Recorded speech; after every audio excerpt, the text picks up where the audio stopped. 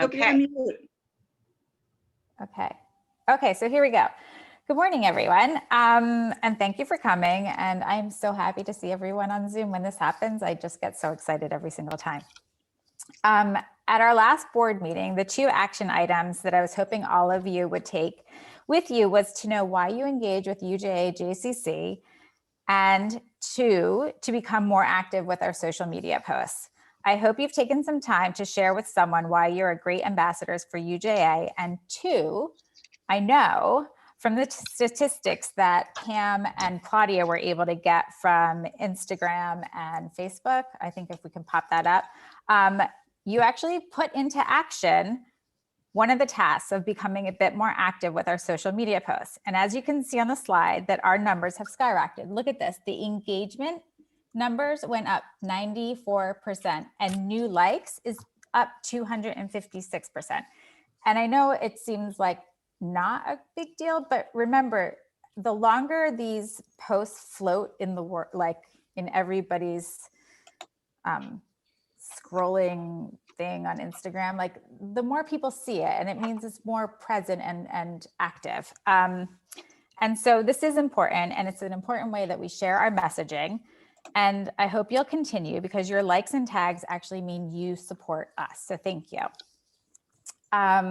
So here we are again now between Purim and Passover, and almost a year to the day of when we went into lockdown and changed how we live forever. As we prepare for Passover, we're all probably thinking to ourselves, how am I going to get through another COVID Zoom Seder, possibly an empty table with no family? And it felt like last year we were so hopeful that next year in Jerusalem and this would all be over. And here we are kind of heading into the same exact thing that we had. So to help us understand the importance of our role as women and to gather our strength and lead our families and our community through this one more time, I am so excited to welcome our very special speaker today, Tali Ajubi-Shuk. I've known Tali from our days at Carmel Academy as head of Judaic Studies, and her passion and relatability was so moving that I wanted to share her with you. Dr. Tali Ajubi-Shuk is the Director of Teaching and Learning for Lower School Hebrew and Judaic Studies at the Heschel School. She completed her doctorate in education and Jewish studies at NYU. Tali was a Melton Fellow at the Hebrew University. She collaborates with Jewish-Israeli culture curriculum leaders in the Ministry of Education to design new units in Israel. And she served in the IDF and so much more. And now I would like to welcome Tali. Can we pin her? Tali, hello, good morning. Hello, good morning, everyone. It's so nice to be here. Thank you for having me. You do such important work, and I really appreciate the opportunity to be here today. You know, being part of this is inspiring for myself. With, you know, in this time, these challenging times, we grab inspiration wherever we can. So as everyone knows, Passover is a story of liberation, of transformation, of change, of purpose. But it's also an incredible testimonial of women's critical role in our lives and in all these processes. These are very quiet stories that can almost go unnoticed if you don't intentionally guide them to the surface of our female Jewish consciousness, and to give them a voice so they can guide us through challenging times like this, so they can inspire us and give us strength, to give strength to one another. So I want to share a couple of stories with you. I don't know if I'll get to them all, because I do want to leave a few minutes for questions if you have any questions, but these are stories from which I draw inspiration to be in conversation with the questions of what is my role? What is my purpose? How do I find strength to give what I need to give to my community, to my family, to my friends? And I hope that if nothing else, they will help you think of your own stories from which you draw this kind of strength and inspiration. So I am going to share my screen because my stories come along with a few pictures. Here we go. And I need to hold on to share my screen. Tally, I've made you a co-host. Okay, perfect. So you should be able. Okay. Okay, excellent. So I'm going to share my screen right now and put it in presenter mode. So my first story actually relates to this incredible woman who happens to be my mom. Can everyone see the picture? Yes. Okay, amazing. So my mom is, her name is Sarah Aldubi. She actually lives in Trumbull, Connecticut. She is a Holocaust survivor. She is Hungarian and spent really 3 years of her childhood in Terezin. She came to Israel through really another incredible story. And she was a part of a very, very religious Hungarian family. And she, at the age of 18, despite her very, very religious father saying, "You may not go into the army," she decided to go into the army. And she was one of the first women judge, and her unit, she led a women's unit in a march in Holland of all the European armies as a march of pride. And I grew up with a story echoing in my mind that she told me, where there was a moment in Holland when she was picked to lead this group of women of the IDF.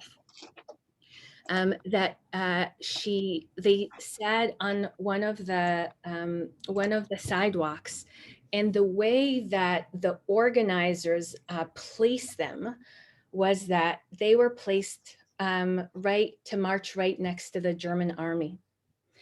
And she talks about that moment of being a Holocaust survivor and being in the IDF in Sahel uniform and sitting next to the German army and soldier, and feeling such a mix of pride and terror and empowerment, and that and this incredible sense of, wow, here I am, right? Through this story, again, this story of liberation, of story of being, of being a part of a people who were almost annihilated. Here she was representing Israel. And that, hearing that story as a little girl has stayed with me for really like forever. And I often go back to it in my head, thinking about what kind of resilience and power and strength it took to just even sit there, right? And be and represent. That's one piece that I think of when I feel like it's challenging, right? Everything around us is super challenging. The other piece, story that I wanted to bring to you actually comes straight from the Pesach story, from the Exodus story. And of course, like the rabbis ask, why did the Israelites merited coming out of Egypt, right? From slavery, they were slaves for 400 years, and they now are going to, after 400 years, to be liberated. And the rabbis come to sort of give that in some ways hold women responsible and accountable for the right to leave. And Rav Avira says, right, the merit of righteous women, that they were there in that generation. The Jewish people were redeemed from Egypt, right? So think about that for a moment of what did these women do that merited an entire nation, right, to go through a process of from going into slaves into becoming free people. And the rabbi supports his interpretation by saying, listen, these women, right, the midwives, quiet, simple, right, on the ground in the trenches, when they were being told, right, throw the male babies into the river, what did they do? Right? They very quietly, they didn't raise a loud voice. They didn't march. What they did was they just did their job, right? Which was to keep these children alive and living. And when the Pharaoh brought them forth and said, wait a minute, what is happening? How come my plan isn't working?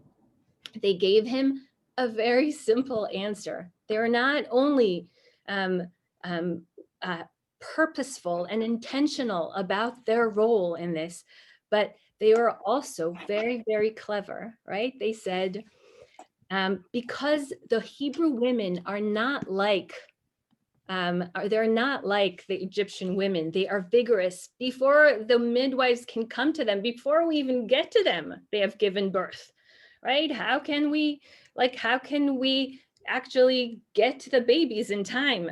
And in their cleverness, they're able to save these babies, right? Like, what does that mean for um, for these women to stand in front of the authority, in front of power, and stand for what is right, right? To stand for what they believe in, to use each other in order to draw strength and really save a nation, right? And merit redemption. It's an incredible, incredible story of women leading from within the community and not necessarily having to be in front with a staff parting the sea. One other story that that is actually one of the most gorgeous, gorgeous stories that I've gone back to it so long, both in my own parenting and my work as an educator. And this is a story where the rabbis imagine what it was like to stand in front of the sea, right? Where it hasn't, like it's parting, and there are babies and like noise and like there's such chaos, and the babies are crying, and how are we getting people through? And the story goes that if a daughter of Israel was crossing in the dry land created by the absence of the sea, and her child was in her hand, and she cried and stretched out her hand, she could reach into the sea and grab an apple or a pomegranate to give to him. That even the rabbis imagined women as having the resourcefulness, right, to at a moment where their child is scared and crying and the community is chaos around them, they have the insight and the foresight to reach into, right, the wall of the sea and magically pull out an apple or a pomegranate and to give it to the child, to the baby, to help them with a hunger, to help them, to keep them busy, to pull them through. All of these are really incredible stories where we do have to pay attention to them in the way that our tradition and we see each other, in terms of all those moments of incredible difficulty, of being both on the side of the community, within the community, and finding the resourcefulness and the strength and the inspiration and one another to, first of all, to take care of one another, right? This is where I think this is where we draw strength from, and use that strength to give to others. Where I had wanted to go was, and I'm happy to send you these texts. I didn't get a chance, but these are also just like beautiful texts that I wanted to connect to Miriam and her on the other side of the sea, taking the lead in pausing and taking the moment to be grateful, right? And to bring everyone together in song and dance, knowing that they had just like witnessed and gone through a traumatic moment, like having the strength to pull everyone together. And the last part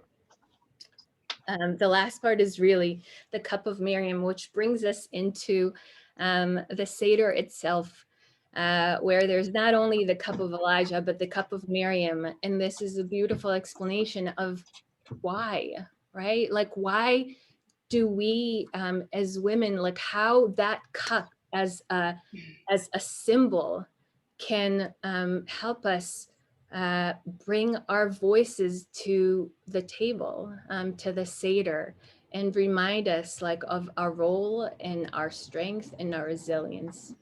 And I hope this this gives you a little bit of you know, of inspiration and moments of pausing and both going within yourselves and turning to each other to figure out what is it that you need at the moment in order to keep giving. Thank you so much.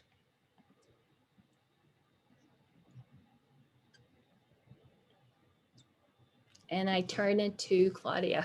Christine, you're on mute. Okay. Yeah, I just unmuted myself. It took a little while. Wow, Tali, every single time you tell a story and you have something to share with us, it almost brings me to tears. Honestly, it does. The strength of women. Thank you for having me.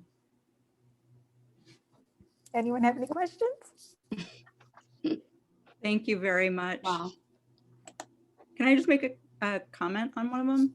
So the Shifra and Pua story is actually one of my favorites. I feel like it's the first act of civil disobedience in the Bible.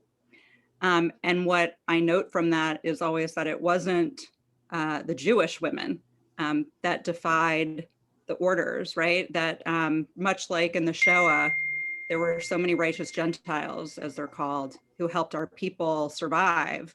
And that's what I link to that story.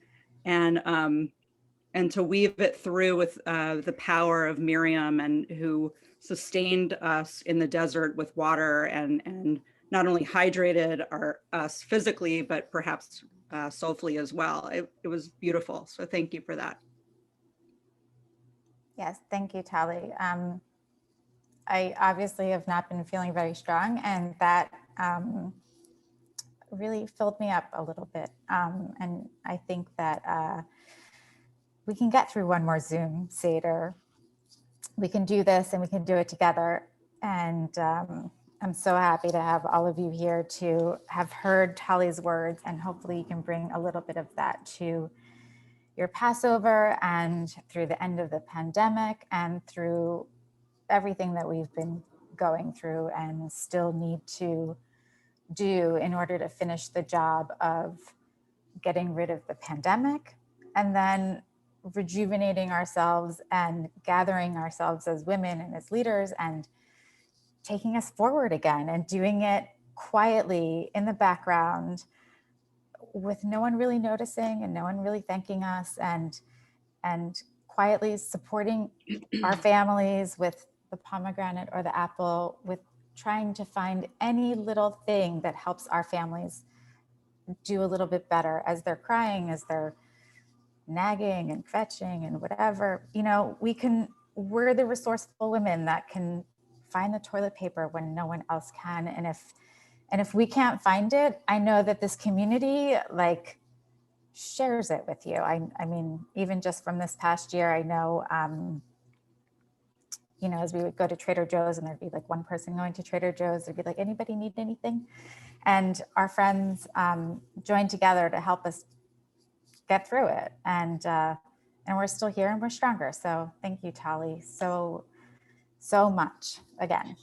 Christine, I just wanted to point out that today is actually, this time last year was the Women's Education Day, the YWCA. And I had also just started and I was working with Tracy Daniels on that. And, you know, who would have thought that we would be sitting here a year later, right? So it's a lot of great things have happened. A lot of bad things have happened, but a lot of incredible things have happened in that year from this group right here. So I just wanted to point that out. Okay. Okay, so I guess we move forward now, and I'll move forward with the things that are on my paper so that I don't start crying. I'll be calling my therapist after this. Anyway, so here we are. We are the women who are entrusted with our community, the future of the Jewish community. And there's a few things that I want to talk about for the upcoming year, because we have a lot of things that we used to do and things that we can't do. And I wanted to get a little bit of a feedback on how everybody's feeling on having events virtually, half in person, like what, Claudia's going to put a poll up and we're going to kind of get a little bit of information from you guys to see where you stand on having events in the fall. So sorry to do this, but for some reason it says that I'm logged in from another device. The polling was working this morning when I tested it out. So Pam, if you can pull up it's working. Right, It's working right now. Thank you. I don't know why that's doing that to me, but it just is. Okay, so would you attend an indoors, in-person event in the fall if things stayed as they are now or improved? Now remember, everybody is able, or there will be enough vaccines by the end of May for every Also, American. keep in mind it's anonymous. We don't know who you are. You can feel free to answer any way you like. Can you post that again? I don't know what happened to my screen. Oh, there, I got it under polling. Okay. Where do we find the results? We are 90% in. I have the Pam results will- on my will Oh, screen. launch okay, the Pam will result. announce them, okay. We're at 95%. I don't know if anybody else needs a minute or two, but at 95%, 43% have written yes, they would attend an event indoors, in person, in the fall if things stay as they are now or improve. Not one person said no, but 62% said it's too early to tell. Okay, that makes a lot of sense, and I feel that there's a lot of uncertainty. So, okay, this is good to know. Okay, so here we are. So here's some facts that I want to share, because there's some things that we have to address as a board in terms of fundraising, having events, and what are we going to do in the meantime to raise funds when we really can't have events, and we're kind of tired of Zoom. I mean, although I love seeing all of you, so I love this Zoom, but there's some other Zooms I'm getting kind of tired of. Anyway, so here's some facts I wanted to share with our board as we think about new fundraising ideas and events. This past year was very challenging, and in light of the challenges, we rose to the occasion and exceeded expectations because of people like you who sit here with me. The annual campaign closed at over $2.2 million, which is up 16% from last year. That's a lot. I don't know how much money that is, but what is that, like 400,000, 500,000? What, anybody do math? Someone chime in? Pam? Nobody? Pam? We'll go with your number. It's more. It's a good thing. It's good. Yeah, more. It's 16%. So it's great.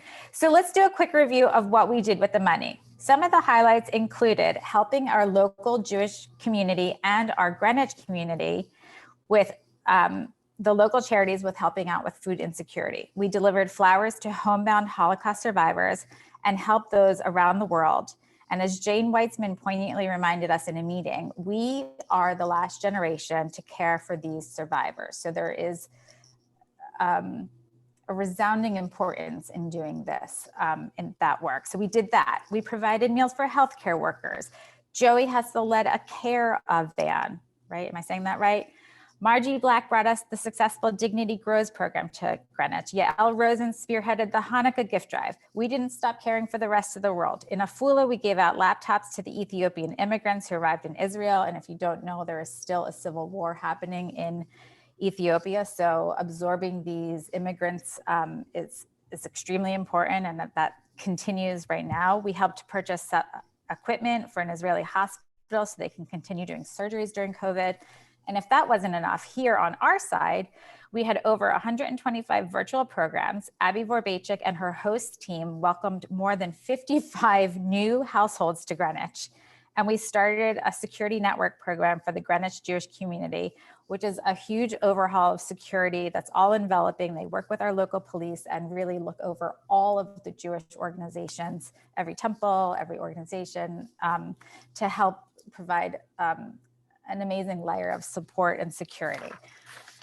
And we allocated to 2 new charities like Camp Laurelwood and Met Council for Poverty in their domestic violence program, in addition to all the other grants that we support, all of the local Jewish nonprofits that we already support. So here's the situation. We're givers, we're committed to UJA-JCC and all it does, but now we haven't had some of these traditional money generating events that help us raise more money and visibility and help us feel closer as a community, because I miss you guys.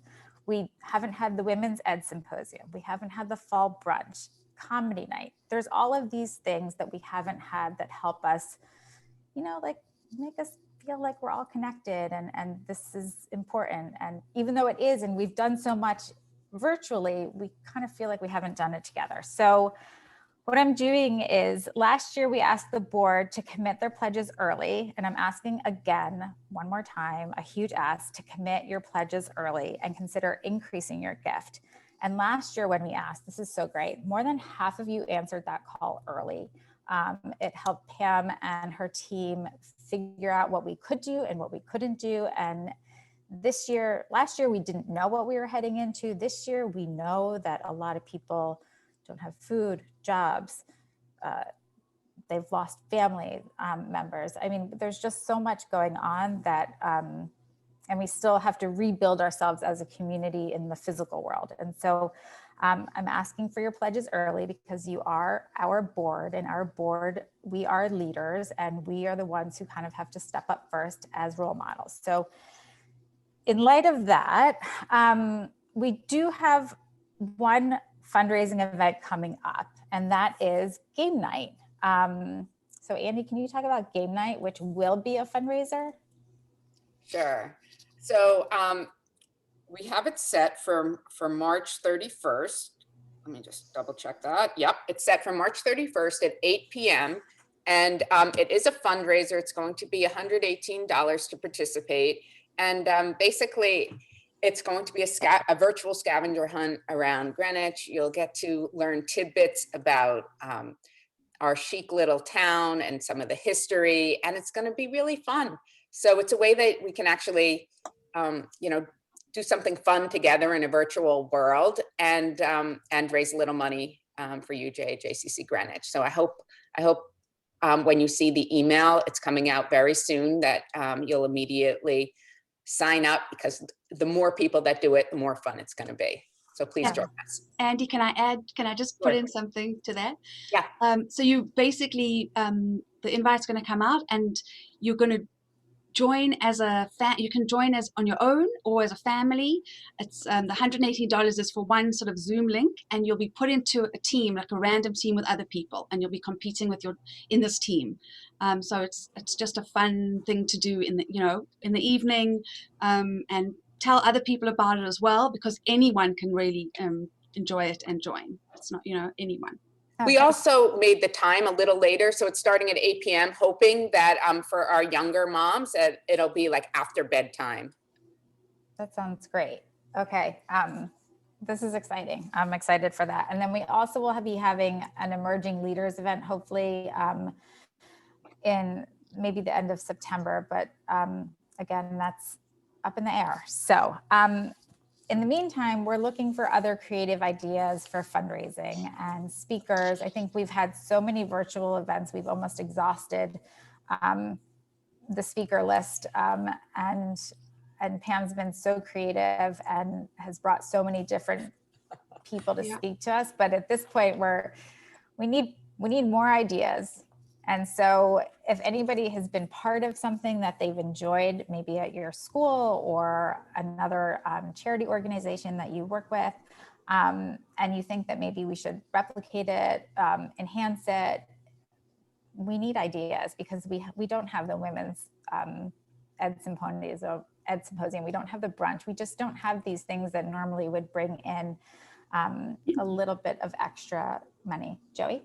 Can I make a suggestion? I think that we are comprised of so many talented women that have so many different roles that we have and continue to play, that I think there's a possibility that there's a wealth of knowledge within our own community. And I think it would be really interesting to see if people want to share, a story, a teaching, a custom that maybe is unique to their family for the Seder, or, tying whatever their skill set is. Like Debbie is an amazing artist, and, maybe we could tie that to Betzalel or, something, and I'm happy to help people.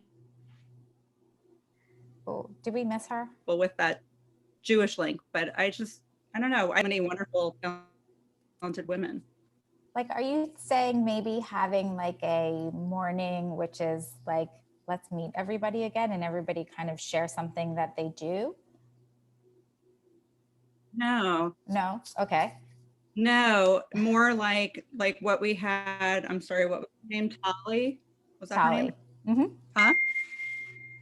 Tali, yeah, and more like what Tali did, but yet one person, different women could sign up, almost like a different Devar Torah at each meeting, but instead of a Devar Torah, it's the Torah of ourselves. And, whether it's like Brianna talking about her work in philanthropy, or a traveling mission or non-mission, frankly, that she did and had an amazing Jewish experience, or something meaningful like that. So I'm just trying to think of other ways that we can really continue to learn about each other, as we have actually an opportunity to kind of fill a void from the speaker list.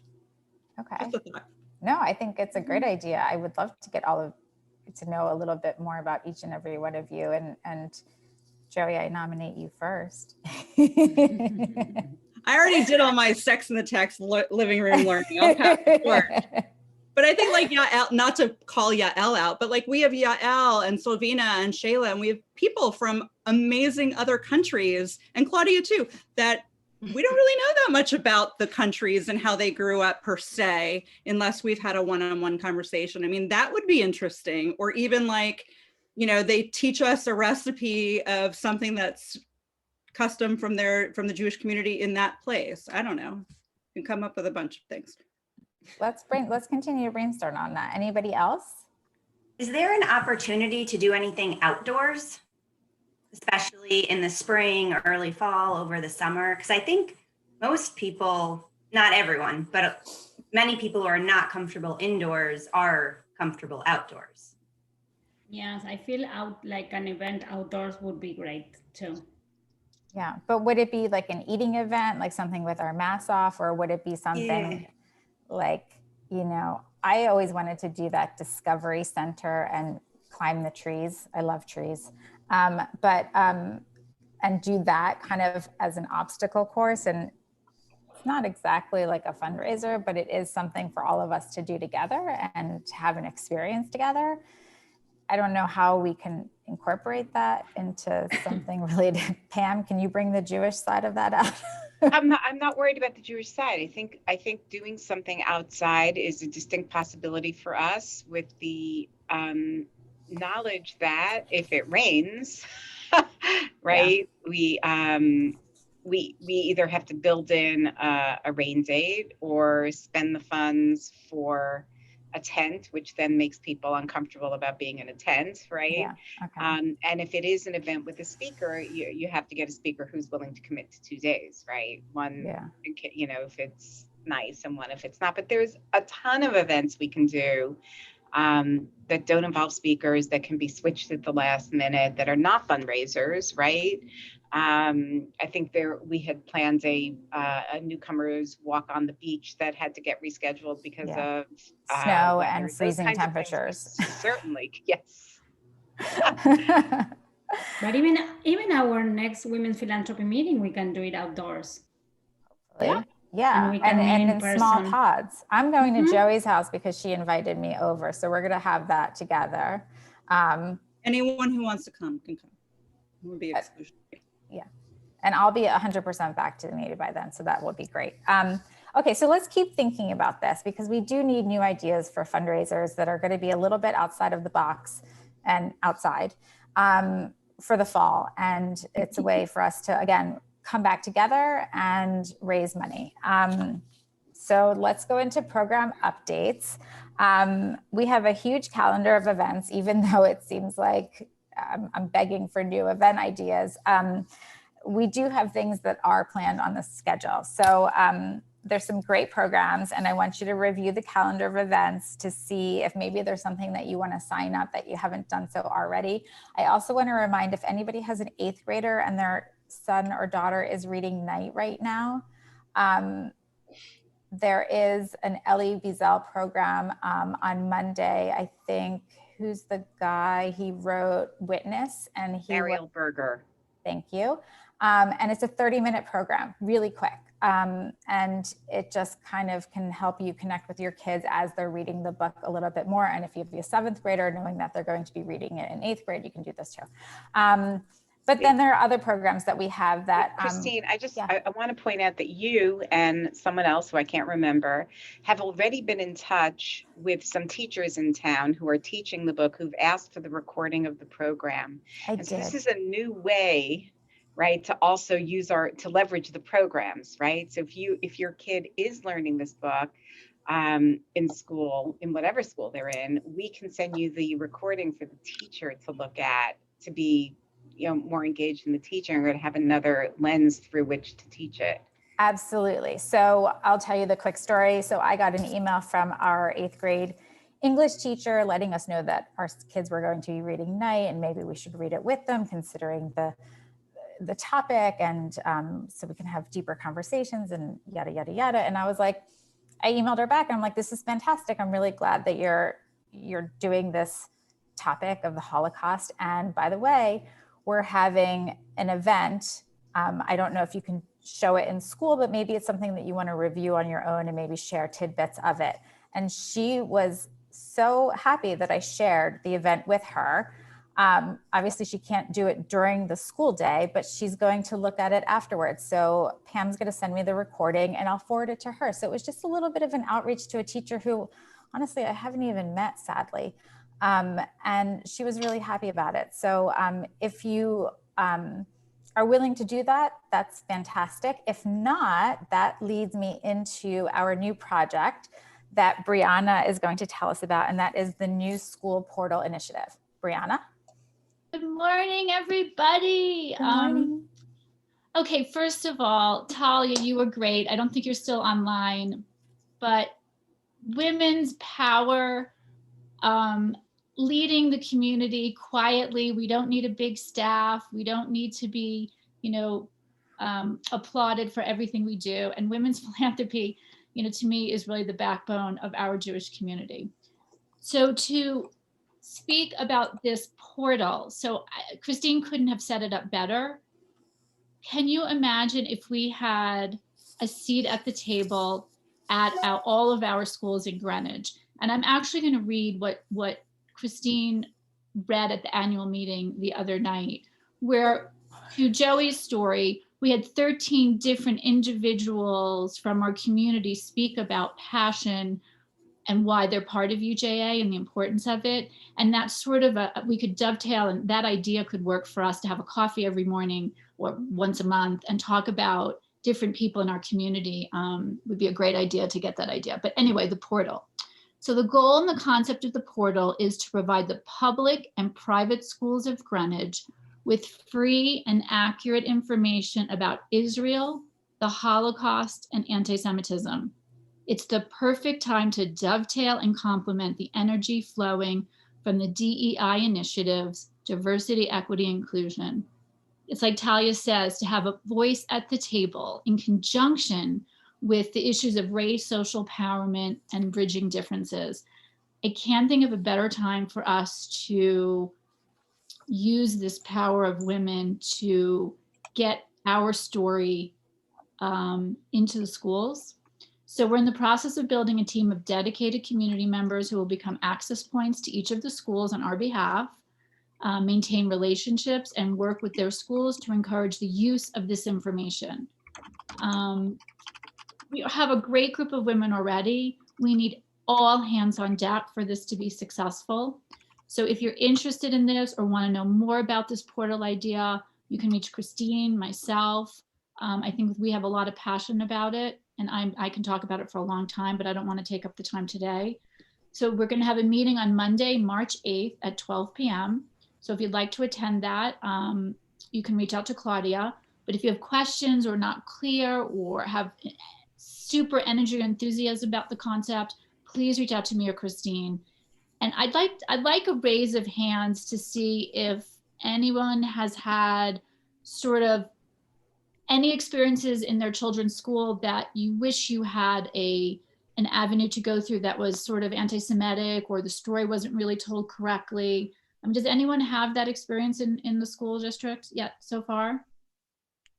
I only have one screen on, and a lot of people don't have their hands up. I don't have their, yeah. So, okay, so Andy has one, I have several. It happens mostly more towards the end of middle school and high school, but it's real and we should have a seat at the table. So I'm gonna end there, but thank you everyone for listening, and please, please, please consider participating. Okay, thank you so much, Brianna. And even if your kids aren't at that middle school age yet, and we have parents who are, maybe, you might want to attend the meeting or start becoming involved with it, because at some point those parents will be graduating with their kids, and then we'll need new people kind of to fill their spaces. And next up, and I just want to give a shout out to Shelly, who's in the waiting room, or who's on here. She and I share National Women's Philanthropy, and I can't wait to hear from her. Such a great organization. In a little bit. Hold on, Shelly. Okay, next up we have Carolyn Surgeon speaking about The Telling by Mark Gerson. Carolyn? Good morning, everyone. Good to see you, even if it is by Zoom, I'll take it. So my husband, Jacques, who is recently retired, but still very active, reaching out to people and talking to people, had the pleasure of meeting Mark Gerson about, gosh, Pam could help me out, maybe a month ago.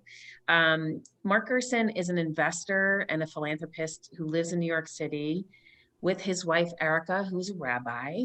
Beyond his work as an investor, and that's the context that Jacques came to know him, but he's actually a podcast host for a podcast called The Rabbi's Husband, in which each week he sort of takes on a passage from the Torah with interesting guests.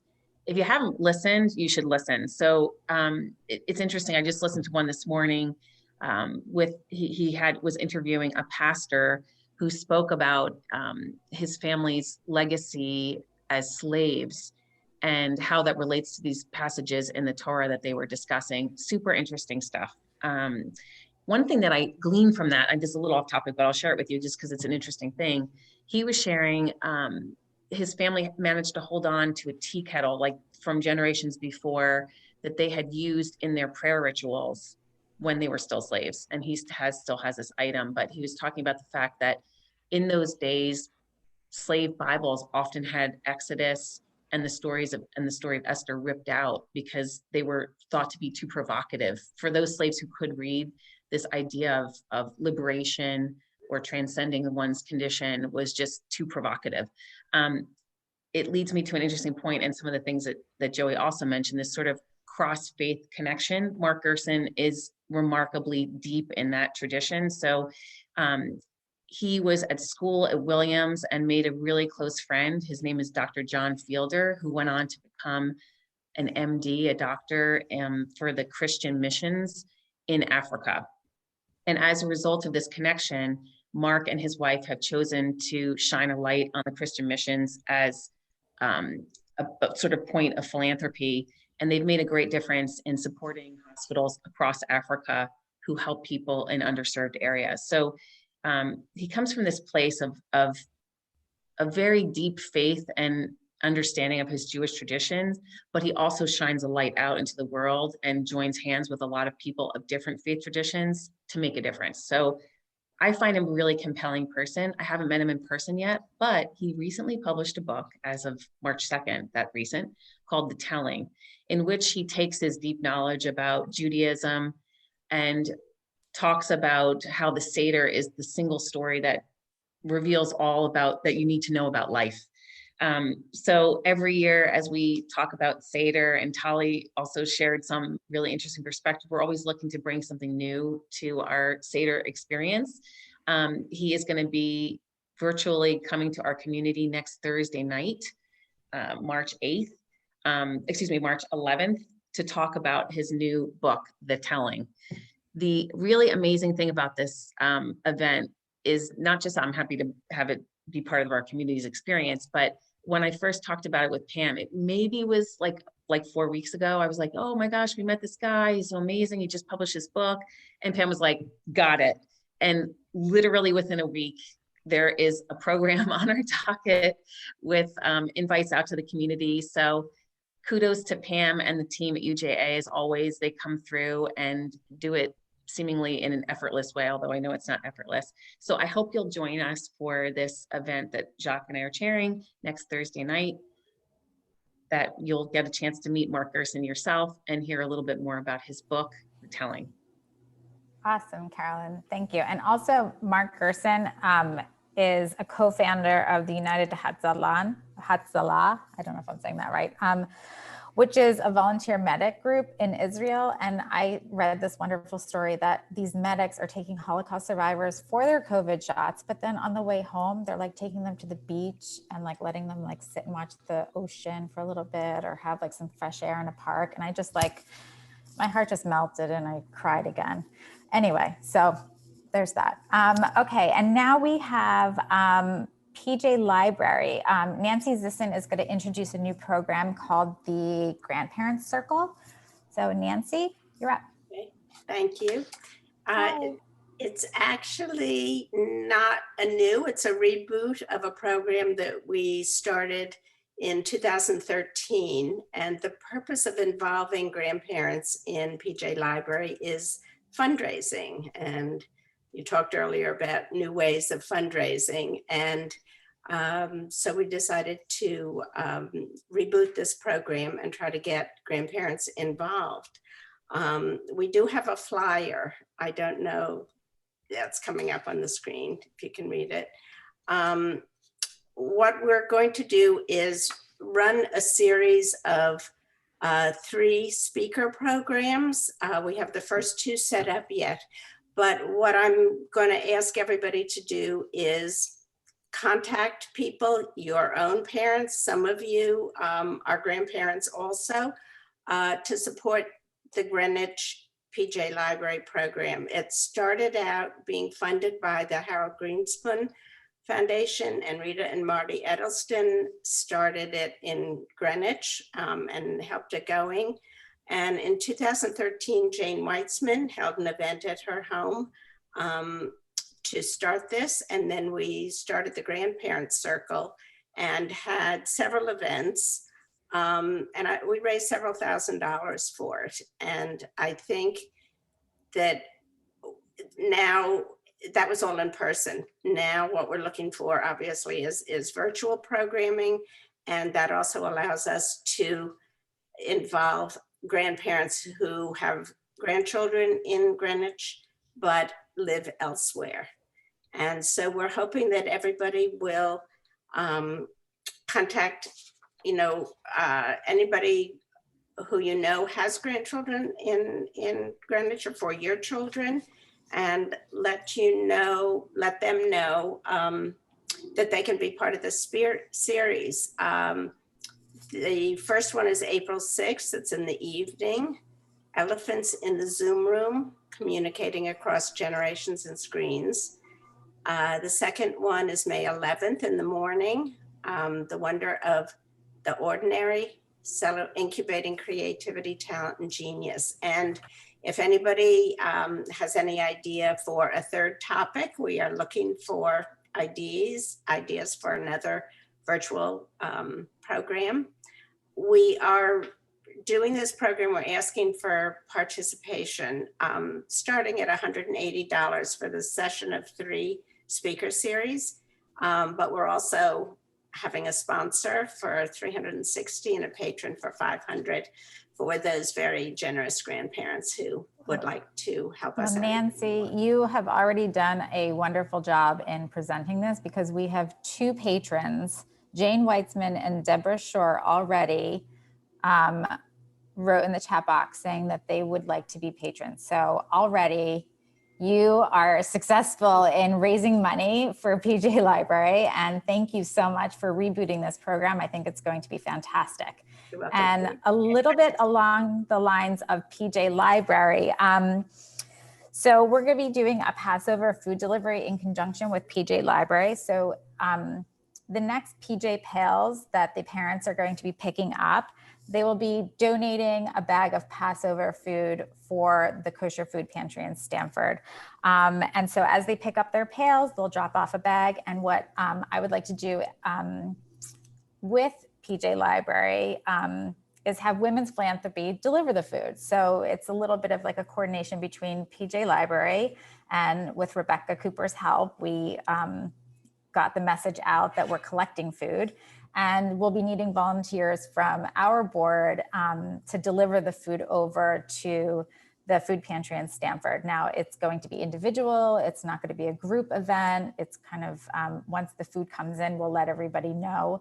And it'll be a very COVID safe action that we can do. So that isn't, I don't have the date for that yet because all the food is in it. And I don't even think the pails have been picked up. So that is that. And we'll communicate with you when it's all happening and when we need volunteers, and I'll coordinate that with everybody. Perfect. That was just a little heads up of like, how fantastic is it to have PJ Library parents dropping off food for Passover and kind of doing good while getting good. And I think that's just great.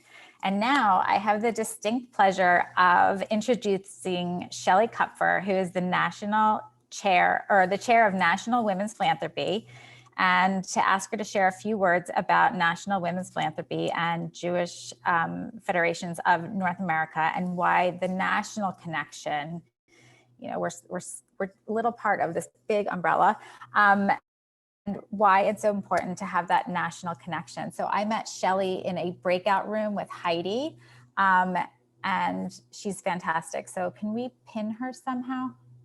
There she is. Hi, Shelley. And I just saw you yesterday. How are you? Hi, Christine. I was going to say that I had the pleasure of meeting you in a Zoom room a few months back. Well, thanks so much for having me. It's great to see all your faces. I wish it could be in person, and I can't wait to get back to that time when we can all be together and we can make more of a connection in person, but this will have to do. I'm so glad I signed on early, because I have to tell you, it was so amazing to hear all of the fabulous programs you have going on in your own community. And I actually took notes because I love the scavenger hunt idea. And I think that I'm from Washington, DC, and I think that would be something really fun to do in our own community here. So this is kind of what being part of the national system does, is it gives you access to other women, other people in other communities, and the ideas of best practices and sharing ideas. And I was actually chatting with Brianna in the chat that I actually already have a great idea for a speaker for you, which I also shared with Claudia. So this is what part of being in this national system is, but it really is great to be here. And I just wanted to share a little bit. So as Christine mentioned, I'm chair of the National Women's Philanthropy Board. And we're lucky to have Brianna on our board. She's a great representative for your community. And the board's made up of about 150 women who are nominated from their own local communities. They're all local leaders to be on this board. And really the idea of this board is to, we usually come together in real times. We usually have an annual retreat in person. And the idea is to come and we bring really interesting speakers and we talk about initiatives that are going on in the different communities and also with JDC and the Jewish Agency for Israel. And the idea really is for our members to go back to their local communities and share this wealth of information and speakers. And, you know, when Brianna, when she spoke before, talked about women and women's philanthropy being the backbone of a community, she's spot on, because I will tell you that the campaigns across the federation systems, the women's campaigns are the fastest growing campaigns in the entire federation system. So to say that the women's campaigns are vital is an understatement. We are really the future of philanthropy. At our last retreat, which we had to, we were actually like, we had to pivot really quickly because we were supposed to get together in Austin last April, which honestly seems like a lifetime ago. I can't believe it's almost a year, but we had to pivot really fast because we had to at the last minute figure out that we were going to do it virtual. And we had our speaker was this woman, Kathleen Lair, who's a philanthropy expert. And I heard Christine, when I first came on, talk about how your campaign over the last year increased and how amazing that is. And one of the takeaways for me from Kathleen Lair speaking to our women's board was her telling us and explaining to us that during times of, she's actually also like a philanthropy crisis expert. So one of the things she shared with us that during times of crises, people actually do donate to organizations that they have a relationship with, and they actually donate generously during times of crises. So when you say that your campaign increased in the last year, that kind of goes along with her findings. And it's just, it's a time that, you know, over this last year, I think what we've been seeing on the national level is this has been a relationship building time. And I think we can be a little bit optimistic when we come out of this, is because we have taken the time during this pandemic to build relationships, strengthen relationships. And I think that's only gonna help us and increase our campaigns as we move forward. So that's just a little tidbit of that. But, you know, one thing from the National Women's Philanthropy side that I can tell you has kind of shifted in the past year was prior to the pandemic, you know, our National Women's Philanthropy Board pretty much focused on the board and how we engage the board. And once the pandemic hit, we really, we took on this new platform and we looked at it as an opportunity to engage women more broadly in the system. So, you know, we came up with a new tagline, we're virtually limitless. And we've run with it, and we have engaged women through different modes and different ways that, frankly, you know, we could have been doing for years. And I think these are things that we've done. So we've had 2 Lion current event series that were very well received, and we had thousands of women register for that. We started a book and author series, which I hope some of you have joined. And if you haven't, even if you haven't done the ones in the past, we still have a few left in the series. And the next one is March 17th. The book is The Great Kosher Meat War of 1902. And I started reading it. It's really interesting. But, you know, and that's open to everyone. And it's allowed us to really just think more broadly about ways that we can engage women throughout the Federation system, which is something, like I said, we really hadn't focused on before.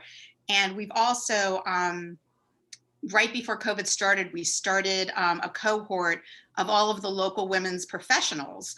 And frankly, like, we were so lucky to have put that in place before the pandemic hit, because having that group meet weekly has allowed all of these platforms and programs that we put out to really be just disseminated throughout the whole system in ways that I don't think would have been as successful during the pandemic if we didn't have this cohort put together.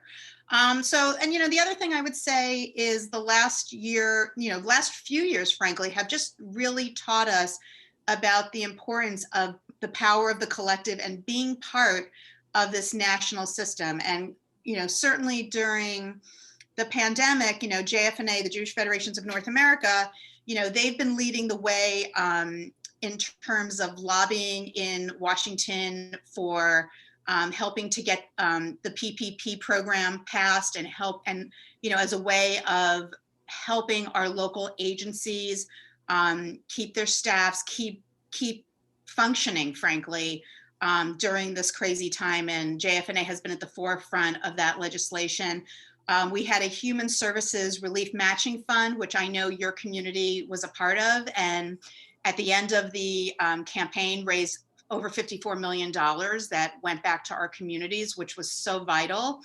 And, you know, frankly, even, you know, if you look back to what happened a few years ago in Pittsburgh and Poway, in San Diego, you know, just the national security initiative and keeping our community safe, and JFNA being at the forefront of making sure every community is doing everything in their power to keep the community and the agencies and the buildings, and just making everybody feel like they are part of a safe community and that we're all there for one another. When the tragedy of Pittsburgh happened, I mean, the response by all of the Jewish communities to the Pittsburgh community was incredible and overwhelming, and just really an example of just the importance of being part of this collective. And then, you know, of course, there is the Israel and overseas part of what we do and being part of a global Jewish community. And I would just say that, you know, one of the best ways to see the power of what we do in Israel and overseas, you know, back when, you know, you could go on a mission, I would say those are the most impactful ways of really seeing the power of how we help those all over the world. And I would just say that, you know, once we get out of the pandemic and people are able to travel again, you know, JFNA puts on some incredible missions. And I will tell you that my involvement and my engagement in Federation really took a turn after I went on my first mission. My first mission was to Ethiopia and Israel, which is, of course, not like any other mission, because I literally helped 76 Ethiopians make Aliyah to Israel, and took a community that, like we always say, it was like taking them from the Flintstones to the Jetsons, and seeing them arrive in Israel was life-changing for me. And but I really think the impact of missions, and I would encourage everyone, once we get out of the pandemic, if the opportunity arises that you can go on a mission, I certainly encourage you to do it. National Women's Philanthropy puts on the Heart to Heart mission, which is a national women's engagement mission. I think I can't remember, it's a $500 or $1,000 gift level to your local federation to participate, but it's really an incredible journey to Israel with women from all over North America. We get women from Canada who go as well. And I hope that once we get out of there, out of this time, and can get on a plane again, you know, you'll join me on the next Heart to Heart, because I can't wait to get back there. And or you can join us on our Israel 2022 mission. Oh, Andy, yeah, that's you're not gonna have to twist my arm. You're not gonna have to twist my arm to go on any mission. I know, right? When we get out of here, I really have a son who's in Israel on a gap year this year, and it's, of course the plan was that, we were going to go over and see him at some point, and I doubt that's going to happen. But really, I just, we are going to be doing a virtual heart-to-heart mission in April, which I'm sure you'll get information about, and that is open to everyone. And so that could be like a little teaser and a little, just hope you'll join that.